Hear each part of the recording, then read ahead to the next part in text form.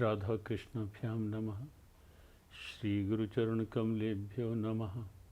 स्थाने ऋषिकेश तव प्रकीर्त्या जगद्बृहस्यत्यनुरज्यते च रक्षांसि भीतानि दिशो द्रवन्ति सर्वे नमस्यन्ति च सिद्धसङ्घा। कस्माच्च तेनान्नमेरन्महात्मन् गरीयसे ब्रह्मणाप्यादिकर्त्रे अनन्तदेवेश जगन्निवास त्वमक्षरं सत्तसतत्परं यत् त्वमादिदेवः पुरुषः पुराणस्त्वमस्य विश्वस्य परं निधानं वेत्तासि वेद्यं च परं च धाम त्वया ततं विश्वमनन्तरूप वायुर्यमोऽग्निर्वरुणः शशाङ्कः प्रजापतिस्त्वं प्रपितामहश्च नमो नमस्तेस्तु सहस्रकृत्वा पुनश्च भूयोऽपि नमो नमस्ते नमः पुरस्तादत्पृष्ठतस्ते नमोऽस्तु ते सर्वत एव सर्व अनन्तवीर्यामितविक्रमस्त्वं सर्वं समाप्नोषि ततोऽसि सर्वः सखेति मत्वा प्रसवं यदुक्तं हे कृष्ण हे यादव हे सखेति अजानता महिमानं तवेदं मया प्रमादात् प्रणयेन वापि यच्चावहासार्थं सत्कृतोऽसि विहारशय्यासनभोजनेषु एकत्वाप्यच्य तत्समक्षं तत्क्षामये त्वामहमप्रमेयं पितासि लोकस्य चराचरस्य त्वमस्य पूज्यश्च गुरुर्गरीयान् न त्वत्समोऽस्त्यभिधिक कुतोऽन्यो लोकत्रयप्यप्रतिमप्रभाव तस्मात् प्रणम्य प्रणिधाय कायं प्रसादये त्वामहमीशमीड्यं पितेव पुत्रस्य सखेव सख्युः प्रियः प्रियायार्हसि देव सोढुम् अदृष्टपूर्वं हिष्ट्वस्मि दृष्ट्वा भयेन च प्रव्यथितं मनो मे तदेव मे दर्शदेवरूप प्रसीद देवेश जगन्निवास प्रसीद देवेश जगन्निवास।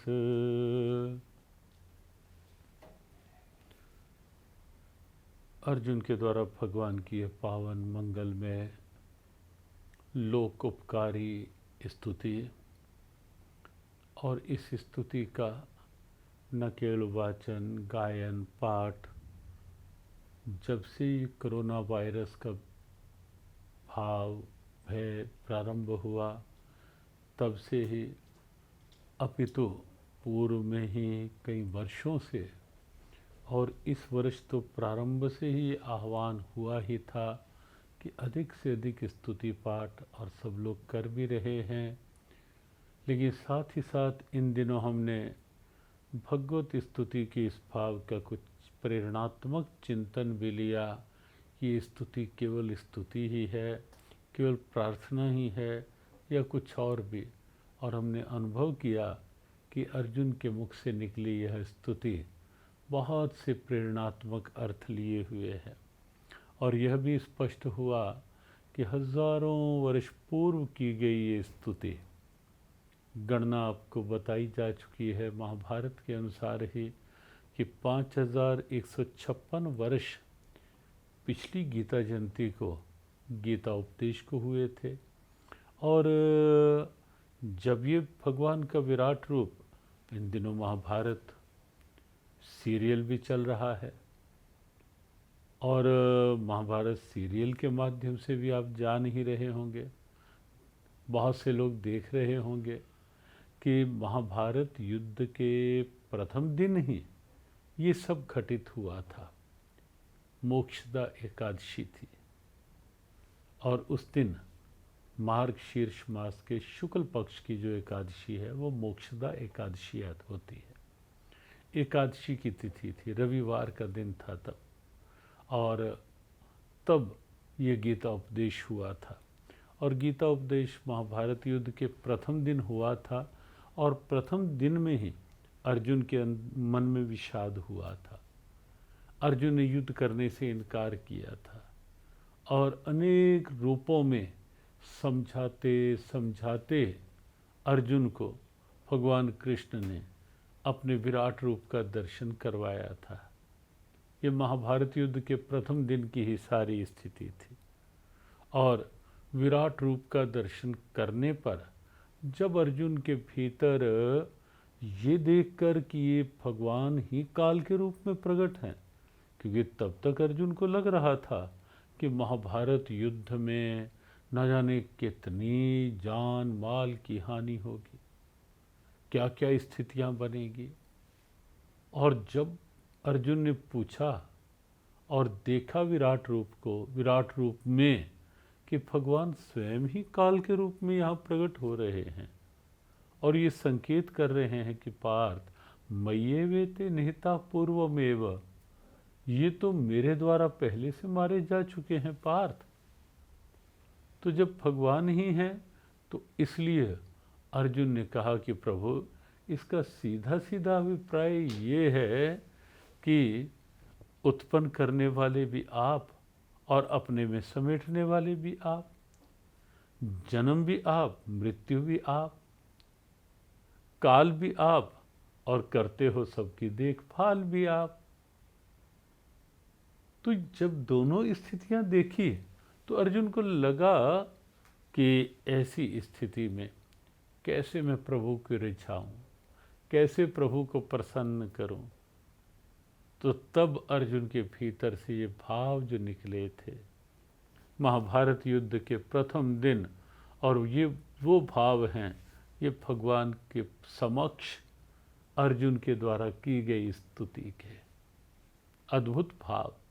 और स्तुति सुनते सुनते अर्जुन पर तो वैसे ही भगवान प्रसन्न थे, ना प्रसन्न होते तो आप अनुमान लगाएं कि ये कोई सहज सा काम था कि युद्ध के 18 दिन अर्जुन के रथ के घोड़ों की लगाम अपने हाथ में लेकर के सारथी बने हुए अर्जुन के आदेशों का पालन कर रहे हैं। प्रभु रोज रथ को तैयार करके लाते हैं।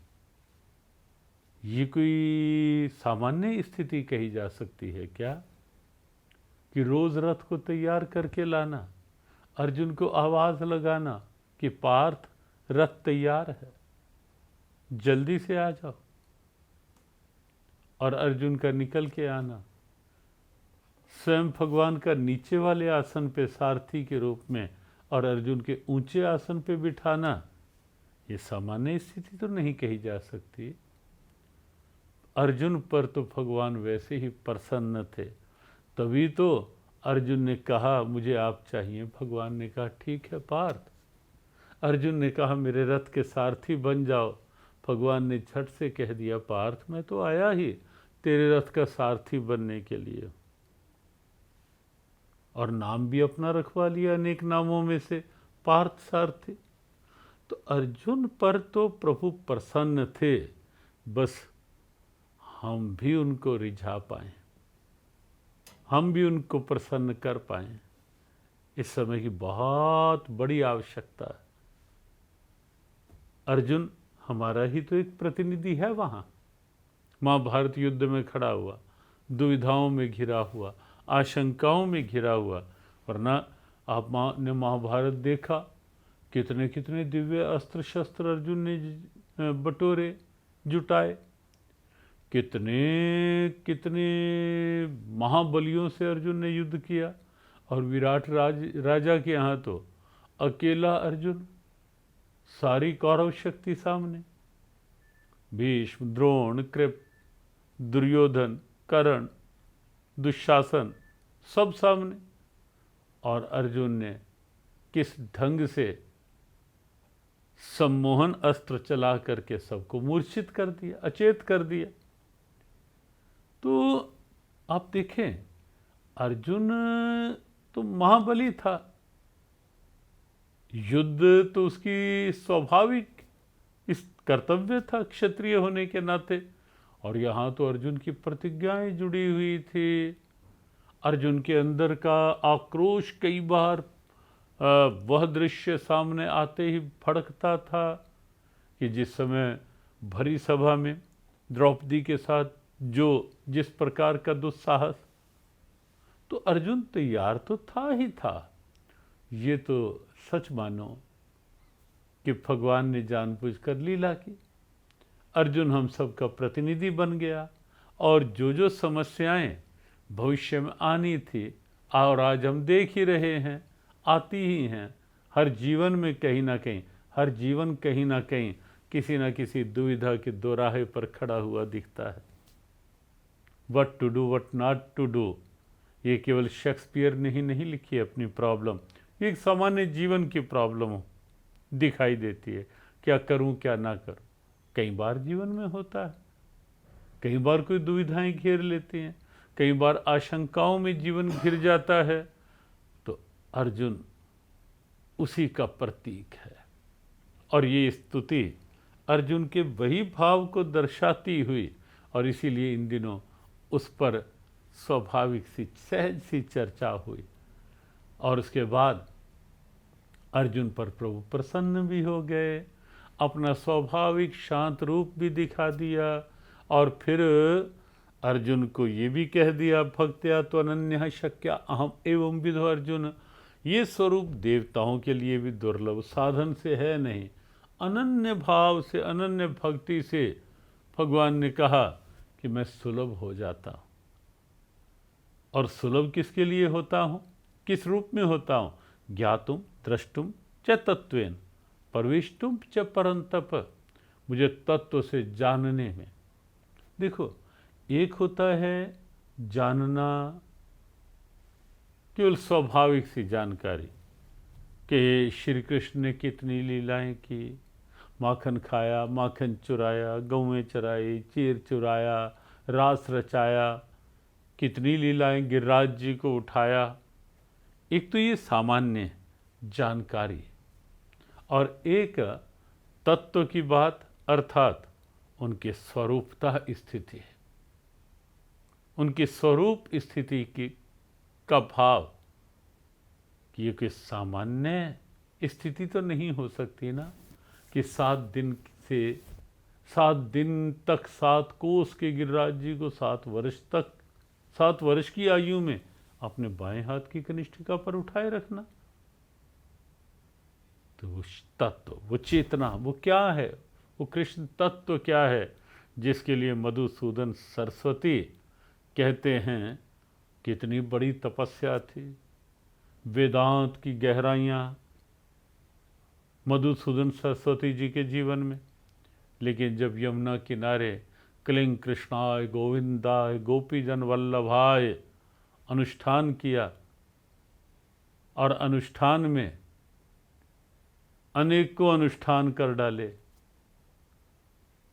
कुछ नहीं, लेकिन अंत में जब एक अनुष्ठान हुआ, आवाज़ आई, अनुभव हुआ कि ये पिछले अनुष्ठानों ने तो अंतःकरण को निर्मल, न जाने कब कब के क्या क्या अंदर, और घटना के विस्तार में नहीं, वो तो कहीं ढेर दिखाई दिए कि ये पिछले जन्मों की सारी स्थितियाँ, और अब जब इन अनुष्ठानों के द्वारा सब कुछ निर्मल हो गया अंतस, और अब कन्हैया सीधा गोद में आके बैठ गए। और तब मधुसूदन सरस्वती ने देखा, और तब उनके द्वारा ये उच्चारित हुआ भाव, वंशी विभूषित करान नवनीरदाभात पीताम्बरादरुण बिंफलाधरोष्ठात पूर्णेन्दु सुंदर मुखाद अरविंद नेत्रात कृष्णात परम किमपि तत्वमहम न जाने, कि ये कृष्ण से अलग कोई और तत्व भी है, मैं नहीं जानता। परम तत्व, भगवान कहते हैं अनन्य भाव से मेरे में रमण करने वाले मुझे तत्व से जान लेते हैं। संसार की जानकारियां करते करते जीवन निकल जाते हैं, जन्म पर जन्म पूरी होती हैं क्या? लेकिन एक परमात्मा को जान लेना, यज ज्ञात्वा निभूयो अन्य ज्ञातव्यम अवशिष्यते। भगवान गोविंद कहते हैं, स्वयं कहते हैं कि पार्थ, जिसे जान लेने पर कुछ और जानना शेष नहीं रहता, वह परम तत्व की जानकारी। अनन्य भाव से भक्ति करने वाले जान लेते हैं महाभारत युद्ध में भी कृष्ण ने क्या क्या स्वरूप नहीं दिखाए, और उससे पूर्व भी आप देखें कि किस किस रूप में क्या क्या लीलाएं नहीं की प्रभु ने।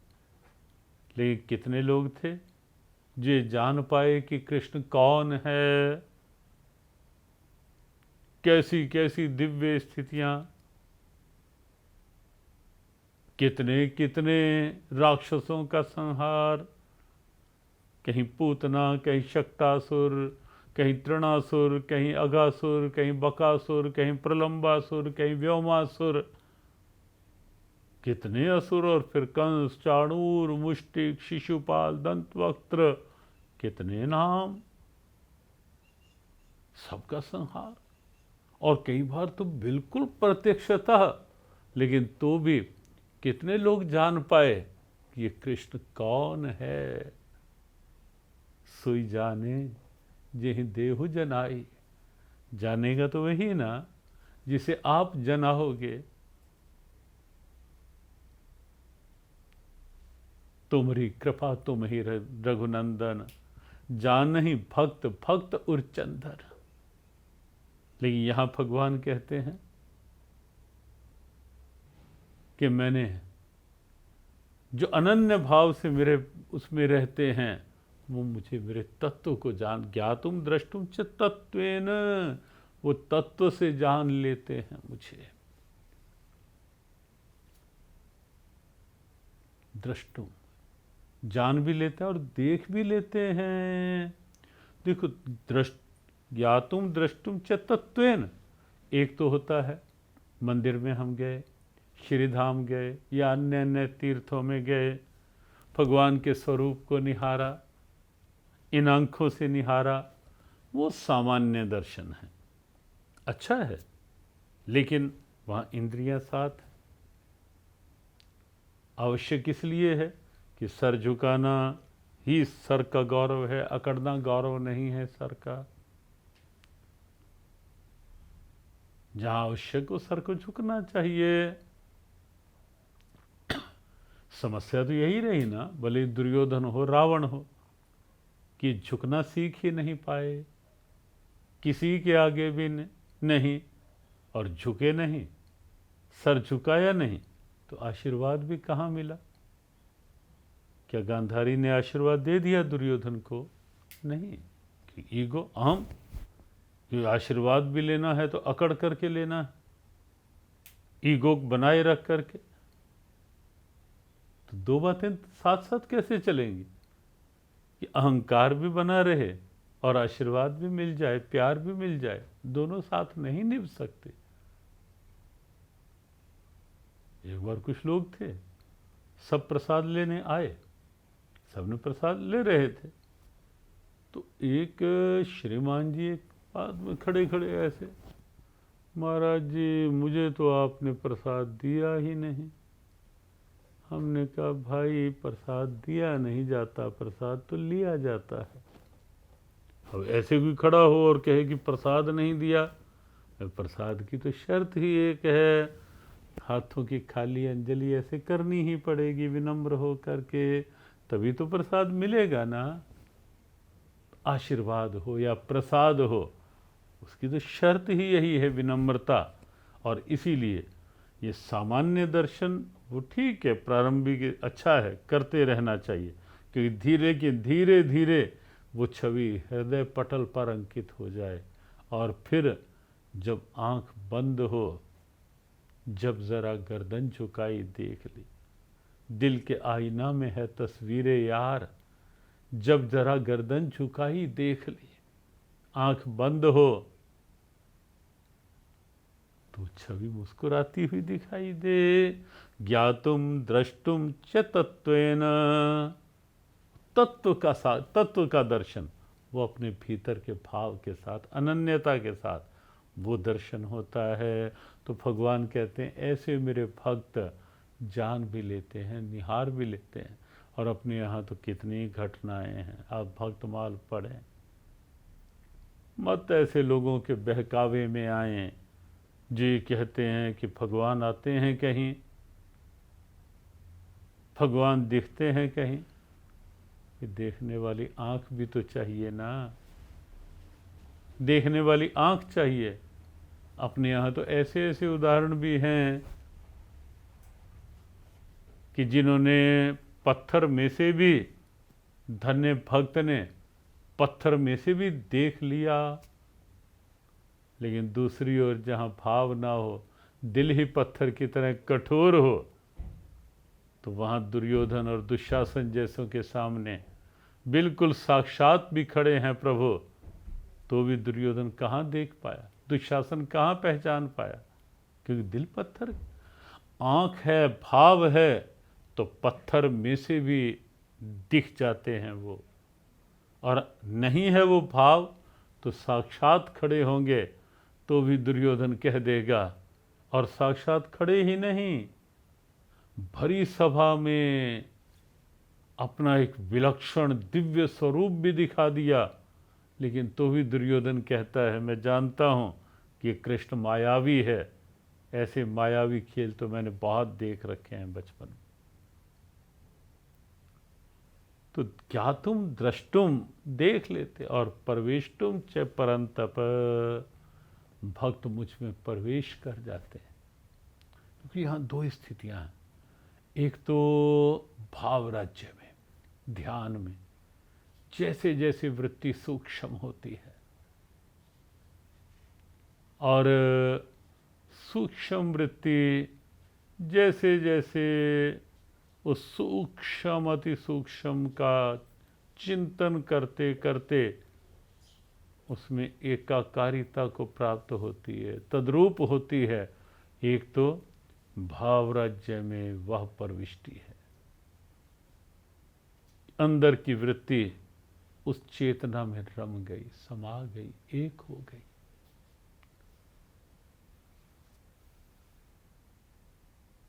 ध्यान में संभव है, और इसीलिए ये बात बार बार कही जा रही है कि ध्यान, मेडिटेशन करो, अवश्य करो। और सच में कुछ क्षण का ध्यान जीवन में एक अद्भुत प्रभाव ला सकता है, अद्भुत प्रभाव। और धीरे धीरे, क्योंकि अभी तो वृत्ति बहुत स्थूल है ना, स्थूल संसार का चिंतन करते करते प्राणी पदार्थों का, वस्तुओं का, प्राप्तियों का चिंतन, यही तो होता है ना, या पदार्थों का, या प्राणियों का, या प्राप्तियों का, या परिस्थितियों का, ये चिंतन ऐसे ही घूमता है बस। और ये चिंतन वृत्ति को स्थूल बना देता है अंदर। ये चिंतन होगा या काम को लेकर, कामनाओं को लेकर, या लोभ को लेकर, या अहंकार को लेकर के। और जितना वृत्तियों का चिंतन अंदर होगा, भाव होगा, वृत्ति और स्थूल होती जाएगी। और स्थूल वृत्ति कहाँ प्रभु में प्रवेश कर पाए। एक सुई में ही धागा डालना है, नोक बारीक है, और उसमें धागा भी तो वैसा ही बारीक करना पड़ेगा ना, तभी तो सुई की आंख में डलेगा वो धागा। अब मोटा धागा हो, बारीक आंख है सुई की, कैसे डाल लोगे।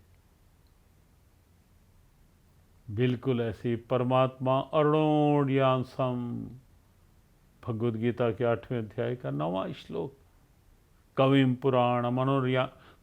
पुराण मनुशासितारम अणोर्ण्यांसम, अणु से भी बहुत सूक्ष्म, सूक्ष्म अति सूक्ष्म सत्ता है परमात्मा।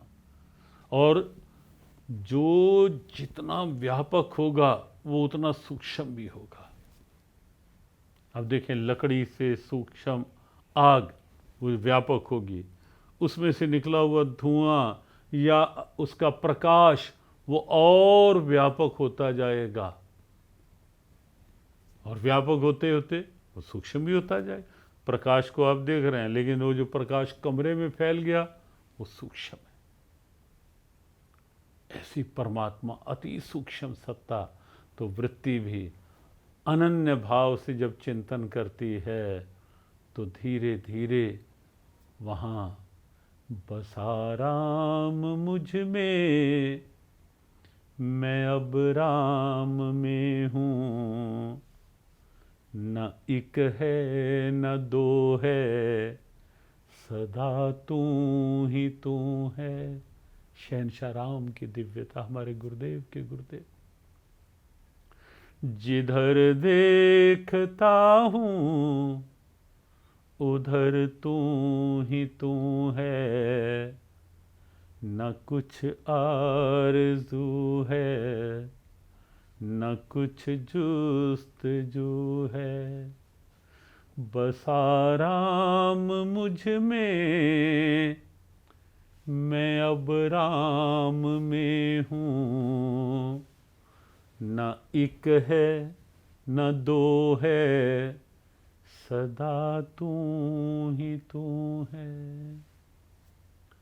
उठा जब कि माया का पर्दा ये सारा, किया गम खुशी ने भी मुझसे किनारा। जुबां को न ताकत न दिल को रसाई, मिली अब मुझे अपनी ही बादशाही, मिली अब मुझे अपनी ही बादशाही। यतो वाचा निवर्तन्ते अप्राप्य मनसा सह। वेद कहते हैं न तत्र भाक गच्छति, वहाँ वाणी की पहुँच नहीं, मन की पहुँच नहीं, क्योंकि वो सबसे अतीत दिव्य सत्ता प्रवेश कर लेते हैं मुझ में। अनन्य भाव, और जैसे अनन्य चिंतन होगा, प्रभु का चिंतन अंदर सूक्ष्म भाव सूक्ष्म वृत्ति, और वो स्वाभाविक है। लेकिन अपने यहाँ तो, अपनी सनातन संस्कृति में तो ऐसे ऐसे उदाहरण भी तो हैं कि जहाँ साक्षात ही प्रभु ने अपने में रमा लिया। चैतन्य महाप्रभु जगन्नाथ धाम में भगवान जगन्नाथ के दर्शन करते करते, हा जगन्नाथ जगन्नाथ हा जगन्नाथ करते करते, कब एक स्थान है भगवान जगन्नाथ पुरी में कि एक कोने में खड़े खड़े चैतन्य निशान पड़ गए अंगुलियों के, अपलक निहारते रहते थे भगवान जगन्नाथ को। और एक बार तो ऐसा हुआ कि निहारते निहारते और पुकारते पुकारते, हा जगन्नाथ हा जगन्नाथ, कब चैतन्य वहाँ से भागे और कब भगवान जगन्नाथ से लिपटे, और कब भगवान जगन्नाथ ने चैतन्य महाप्रभु को अपने में समा लिया, कोई देख ही नहीं पाया, देखते हुए भी, क्योंकि सबकी आंखों का विषय नहीं है। और ऐसे ही मीरा जब मेवाड़ में अकाल पड़ गया, मीरा को वहां से निकाला गया, अकाल पड़ा, और राणा ने को जब होश आया कि मुझसे भूल हुई है, मीरा जैसी भक्तिमती देवी का निष्कासन उसका परिणाम सुंदरकांड में आता है ना, साधु अवज्ञा कर फल ऐसा, जरहि नगर अनाथ कर जैसा। विभीषण का त्याग।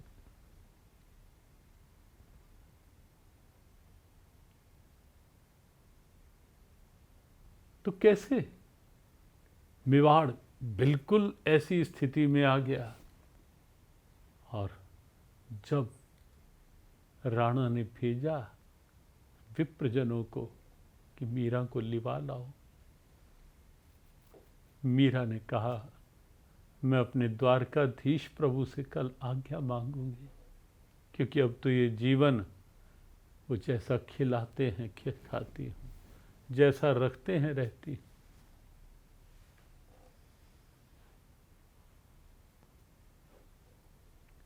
आज्ञा लूंगी। और अगले दिन तो जब द्वारकाधीश प्रभु के सामने मीरा थे, पुकार रहे थे, और पुकारते पुकारते मीरा के हाथ ऐसे और उधर से भगवान द्वारिकानाथ के भी हाथ ऐसे, और मीरा भागी, और भगवान द्वारकाधीश ने प्रविष्ट करवा लिया अपने स्वरूप में। ये चरम की अवस्था है भक्ति की। ज्ञातुम द्रष्टुम च तत्त्वेन परवेष्टुम च परंतप। हे परंतप, ऐसे भक्त मुझ में प्रवेश कर लेते हैं। बहुत से उदाहरण हैं। तुकाराम के लिए विमान आया, ध्रुव के लिए विमान आया, शरीर गए, और भी से शरीर प्रवेश कर ले। एक प्रविष्टुम सहज स्थिति कि जहाँ ध्यान में वृत्ति सूक्ष्म होकर प्रवेश का अधिकार पा लेती है उस ईश्वरीय भाव साम्राज्य में। और एक जो स्थिति साक्षात प्रभु अपने में ले लेते हैं, दिव्यता।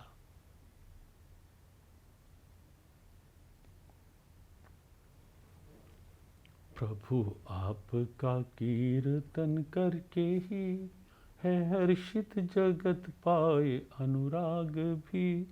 असुर भागते डर के दिशाओं में, उचित है करें नमन सिद्ध सब तुम्हें। ब्रह्मा के आदि बड़े सबसे हो, नमस्कार क्यों ना करें आपको। सत्या असत्या परे इससे भी, हो सब कुछ प्रभु आप बस आप ही। आदि देव भगवन सनातन भी हो, परम धाम सबको सहारा भी दो। हो सर्वज्ञ तुम जानने योग्य भी, समाया तुम्हीं में जगत ये सभी। यम वायु अग्नि वरुण चांद तुम, पिता ब्रह्मा के और हो ब्रह्मा भी तुम। नमस्कार तुमको हजारों ही बार, नमस्कार भगवन है फिर नमस्कार। नमस्कार आगे व पीछे से भी, सब ओर से है नमस्कार ही। तुम्हीं में है सृष्टि यह सारी प्रभु, सब कुछ सृष्टि के तुम ही तो हो। माना प्रभु तुमको अपना सखा, न प्रभाव जाना कभी आपका। प्रेम और परमाद में भर के ही, कहा कुछ भी मैंने हो तुमसे कभी। सोते जागते खाते हंसते हुए, अकेले किसी के भी या सामने। अपमान मुझसे है कुछ भी हुआ, भगवन क्षमा उसकी हूँ चाहता। चराचर जगत के पिता हो तुम्हीं, गुरु गुरुओं के भी हो पूज्य तुम्हीं। न सम आपके कोई त्रैलोकी में, बढ़कर कोई कैसे हो आपसे। चरणों में गिर करता प्रणाम हूँ, कृपा करो मुझ पे विनती करूं। पिता पुत्र सखा मित्र पति पत्नी को, करे माफ वैसे ही मुझको करो। हर्षित हूँ मन भय से है कांपता, कभी देखा ना रूप यह आपका, मुझे रूप पहला ही दिखलाइए, हृदय विष प्रसन्न हो जाइए, हृदय विष प्रसन्न हो जाइए। भगवद गीता के इस 11वें अध्याय में इसके पश्चात एक ही श्लोक है और श्री भगवान के श्रीमुख से निकला हुआ मत कर्म कृन्मत परमो मद भक्ता संवर्जिता निर्वैरा सर्वभूतेषु यासमामेति पांडव। हे अर्जुन, जो अपने सारे कर्म मेरे निमित्त से करता है, जो मेरे आश्रित होकर जीवन जीता है,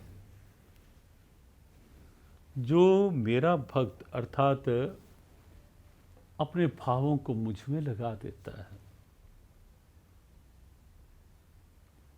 मत कर्म कृन्मत परमो मद भक्ता संग वर्जिता, जो संसार में रहता है, व्यवहार करता है, लेकिन आसक्ति पूर्वक नहीं, भक्ति पूर्वक, भाव पूर्वक, अहंकार पूर्वक नहीं, प्यार पूर्वक, निर्वैरा सर्वभूतेषु, जो मन में किसी के लिए कुंठा, कड़वाहट, वैर, द्वेष वो नहीं रखता,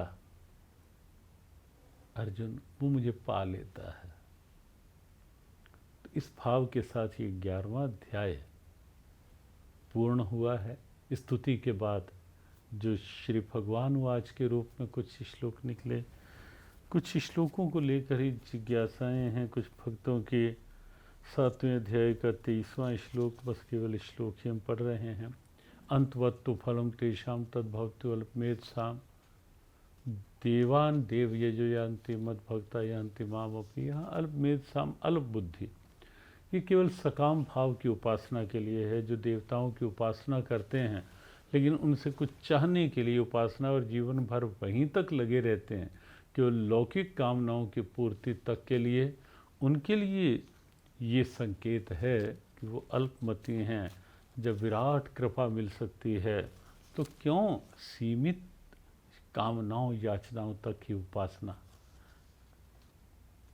6ठे अध्याय का 28वां श्लोक, ब्रह्म संस्पर्श, उसमें सुखम ब्रह्म संस्पर्शम अत्यंतम सुखम अश्नुते, ये यही भाव है। सुख ब्रह्म संस्पर्श अर्थात जब ध्यान में वृत्ति का ब्रह्म के साथ, परमात्मा के साथ संसर्ग होता है, संपर्क होता है, और वहाँ से जो सुख मिलता है, आनंद मिलता है, वो अक्षय सुख होता है।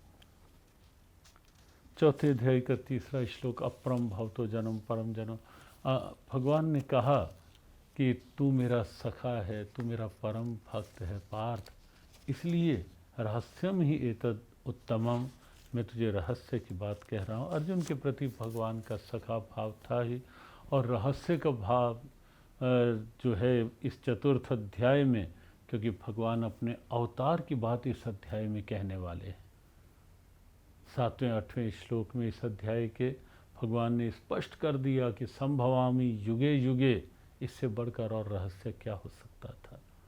तो अभी स्तुति का भाव और 11वें अध्याय के ये श्लोक पूरे हुए हैं। आगे कुछ अलग अलग विचार हैं कि कहीं ये विचार है कि विषय ध्यान को लेकर लिया जाए, भी कोरोना से करुणा की ओर विषय चल रहा था, कि मेडिटेशन को लेकर विषय लिया जाए, या कल एक विषय आया कि भगवद गीता के एक अध्याय को लेकर के, अध्याय का पाठ भी, और जो लोग पाठ कर पाएँ वो साथ में पाठ करने का अभ्यास बनाए, और उसके ऊपर 15 मिनट का संदेश। ऐसा भी एक विषय आया कि गीता पाठ की विधि सरल क्या है। तो इस ढंग के कुछ विषय आए हैं। तो अगले 3 दिन तक हम थोड़ा इस विषय पे और सुझाव ले रहे हैं कि क्या विषय इन दिनों में चलता रहेगा, लेकिन अगले 3 दिन तक अभी ये सीधा प्रसारण ना लेकर के कुछ संदेश रहेगा, लेकिन तब तक आपकी जिज्ञासाएं और भाव, और उसी के अनुरूप फिर हम 3 दिन के पश्चात इस सीधे संवाद की ओर फिर बढ़ेंगे और चलता रहेगा ये सीधे संवाद का कार्यक्रम। लेकिन अभी इस समय इतना ही। सबको के लिए शुभमस्तु, कल्याणमस्तु। आप अपने सुझाव अवश्य दें। निष्कर्ष अगले 3 दिनों में निकाल कर, हाँ 3 दिन तक भी फेसबुक यूट्यूब में संदेश रोज़ का मिलता रहेगा। जय श्री कृष्ण।